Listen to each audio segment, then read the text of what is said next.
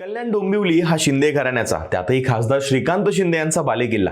जिथे दिग्गजांची डाळ शिजत नाही तिथे 2024च्या लोकसभा निवडणुकीमध्ये एक महिला आक्रमकपणे मैदानात उतरते, प्रतिकूल परिस्थितीमध्ये ताकदीनं लढते आणि तब्बल 3.5 लाखांपेक्षा जास्त मतं खेचून आणत सर्वांनाच धक्का देते. मी बोलतोय शिवसेना उभाटा गटाच्या वैशाली दरेकर राणे यांच्याबद्दल. त्यांनी कालच ठाकरेंच्या शिवसेनेला जय महाराष्ट्र ठोकत आपला जिल्हा संघटक पदाचा तडकाफडकी राजीनामा दिलाय. नुकतंच 6 खासदार फुटल्यामुळे आधीच बॅकफूटवर आलेल्या उद्धव ठाकरेंना कल्याणमधला हा आतापर्यंतचा सर्वात मोठा धक्का बसलाय.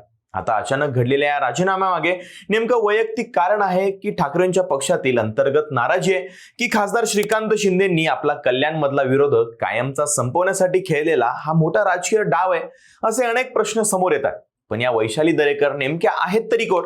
त्या ठाकरेंसाठी इतका महत्वाचा चेहरा का होत्या आणि त्यांच्या या एका राजीनाम्याने ठाकरेंची मशाल कल्याणमध्ये विझणार का? या सगळ्याबद्दल जाणून घेणार आहोत आजच्या व्हिडिओमध्ये. नमस्कार, मी शुभम गोरे आणि तुम्ही पाहताय cut to cut. Vaishali Darekar हे नाव आपल्यापैकी बऱ्याच जणांना ओळखीचं नसेल, पण कल्याणच्या राजकारणामध्ये हे नाव काही नवीन नाहीये.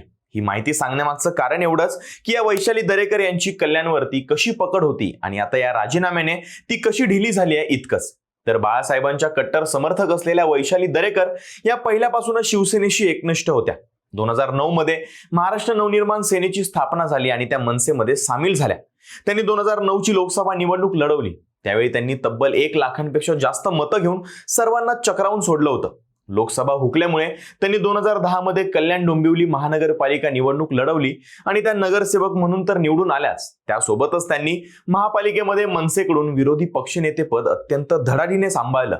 शिवसेनेशी असलेलं नातं आणि निष्ठा कायम असल्यामुळे 2016 मध्ये त्या पुन्हा शिवसेनेमध्ये परतल्या. पण खरा कसोटीचा काळ होता जून 2022, जेव्हा एकनाथ शिंदे यांनी शिवसेनेशी बंड केलं.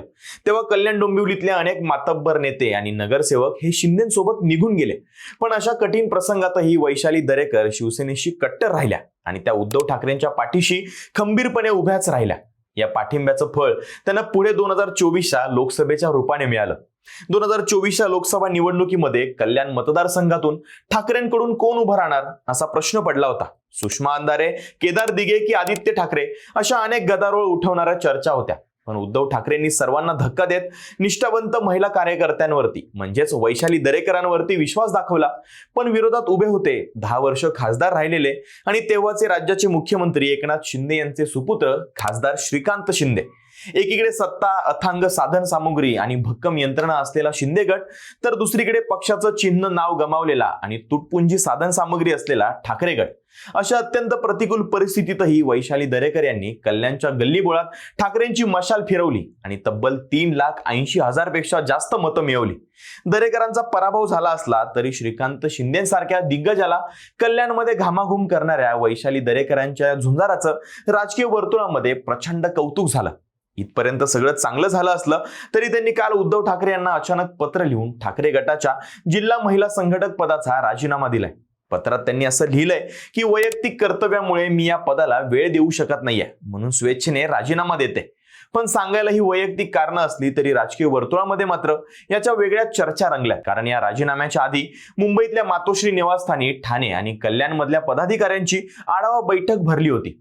या बैठकीमध्ये ठाकरे गटाच्या 2 गटांमध्ये जोरदार शाब्दिक बाचाबाची झाली. वाद इतका वाढला की स्वतः पक्षप्रमुख उद्धव ठाकरेंचा पारा चढला आणि त्यांनी सर्वांची चांगलीच कान उघडणी केली. त्यातच 2 दिवसापूर्वी कल्याणमधल्या काही जुन्या आणि स्थानिक पदाधिकाऱ्यांची तडकाफडकी हकालपट्टी सुद्धा करण्यात आली होती. त्यामुळे कार्यकर्त्यांमध्ये आधीच असंतोष होताच. त्यामुळे पक्षातला हाच अंतर्गत वाद, हकालपट्टी आणि मातोश्रीवरती झालेला राडा या राजीनाम्यामागे कारणीभूत आहे का, असा मोठा प्रश्न आता उपस्थित केला जातोय. यामागे अजून एक छुपा अँगल सांगितला जातोय, तो म्हणजे निष्ठावंतांची होणारी गळचेपी. एकनाथ शिंदेंच्या बंडखोरीच्या कठीण काळामध्ये ज्या वैशाली दरेकर ठाकरेंच्या पाठीशी खंबीरपणे उभ्या राहिल्या, त्या निष्ठावंत नेत्यांना नंतर पक्षात योग्य सन्मान आणि काम करण्याचं स्वातंत्र्य खरंच मिळतंय का? स्थानिक पातळीवरती वाढलेली अंतर्गत गटबाजी आणि जुन्या निष्ठावंतांना डावलून निर्णय घेण्याची पद्धत यामुळेच कार्यकर्त्यांमध्ये धुसफूस वाढली असावी आणि शेवटी एका निष्ठावंत महिला नेत्याला आपल्या पदाचा त्याग करावा लागला असे आता बोललं जातंय. बरं, वैशाली दरेकर यांच्याकडे असणारं हे पद हलकं वाटत असलं तरी त्यांच्या या राजीनाम्यामुळे बरीच राजकीय गणितं बदलू शकणार आहेत. त्यात कल्याण डोंबिवलीमध्ये सध्या शिंदे गट आणि भाजपमध्ये फोडाफोडीची स्पर्धा सुरूच आहे आणि अशातच ठाकरे गटाचा कल्याणमधला सर्वात मोठा आणि आक्रमक चेहरा जर पदावरून बाजूला होत असेल तर हा ठाकरेंसाठी खूप मोठा फटका आहे. भले त्यांनी मी शिवसेना उभाटा गटातच राहणार असल्याचं सांगितलं असलं तरी एवढा मोठा राजीनामा दिल्यानंतर त्या खरंच काम करतील का किंवा भविष्यामध्ये शिंदे गटात प्रवेश करतील का हा प्रश्नच आहे. कारण राजकारणामध्ये आपल्या शत्रूला आपल्या बाजूला वळवून घेणं किंवा त्याची शक्तीच कमी करणं ही टेक्निक फार पूर्वीपासून चालत आलेली आहे. त्यामुळे श्रीकांत शिंदेंना कल्याणमध्ये थेट आव्हान देणारा आणि लोकांमध्ये पकड असलेला स्थानिक चेहरा जर नाराज होऊन पद सोडत असेल तर हा सरळ सरळ शिंदे गटाचा मोठा विषय मानला जातोय. त्यात नुकतंच उबाटा गटाचे 6 खासदार शिंदे गटात गेल्याने पक्ष आधीच धक्क्यातून सावरतोय. त्यात कल्याण सारख्या महत्वाच्या मतदारसंघामध्ये वैशाली दरेकरांचा हा राजीनामा ठाकरे सेनेसाठी येणाऱ्या काळामध्ये नक्कीच वेदनादायक ठरणार आहे हे नक्की. त्यामुळे आता वैशाली दरेकर खरोखरच पक्षाचं काम करत राहतील की विधानसभा किंवा आगामी निवडणुकांपूर्वी जय महाराष्ट्र करत शिंदेच्या धनुष्यबाणावर स्वार होतील हे पाहणं महत्वाचं ठरणार आहे. बाकी तुम्हाला काय वाटतं?